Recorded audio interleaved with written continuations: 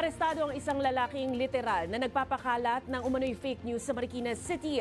Ilang oras lang yan bago ang halalan. Ang fake news ng suspect nakapaloob sa isang tabloid newspaper na kanyang ipinapamahagi sa Barangay de la Peña.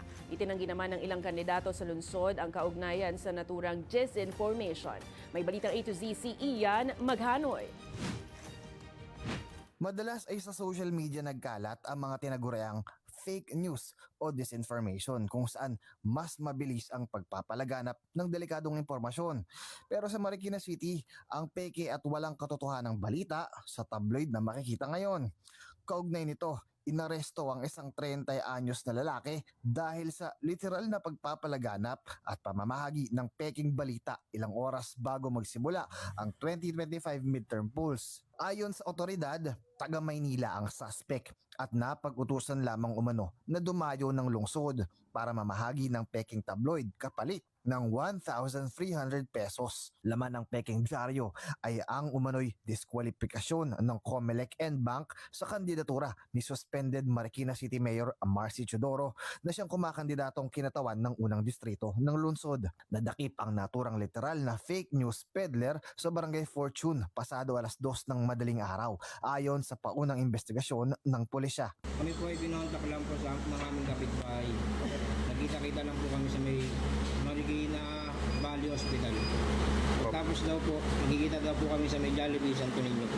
Tikom ang bibig ni Senate Minority Leader Coco Pimentel III sa issue na siyang tumatakbong kinatawan ng unang distrito. Gayunpaman, bumoto ang senador sa regular voting hours at agad ding natapos pasado alas 8 ng umaga sa Leo de Gario Victorino Elementary School. I'm just happy for Philippine democracy that we're exercising our right to vote. Nasa kustodiya na rin ng Marikina City Police Station ang suspect para sa investigasyon.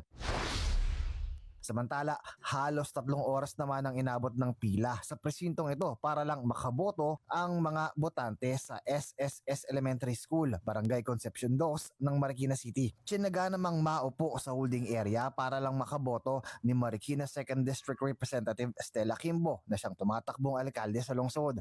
Kasama ng kongresista sa pila ang kanyang asawang si Miro Kimbo na tumatakbo naman bilang kinatawan ng 2nd District ng lungsod.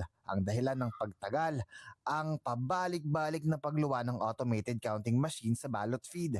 Dahil dito, kinakailangang buksan at linisin ng COMELEC officers ang feeder ng makina para muling gumana. Hindi ka ba kinabahan ng hindi gumana?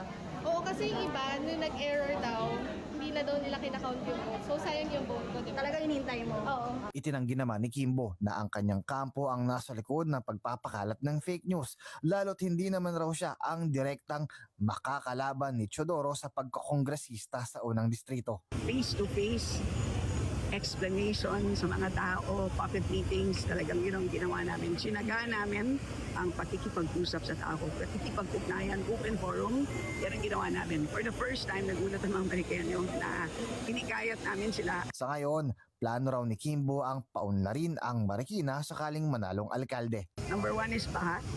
Number 2 is job creation. Kasama dyan ang pagsuporta sa negosyo. Para sa Balitang A to Z, Ian Maghanoy.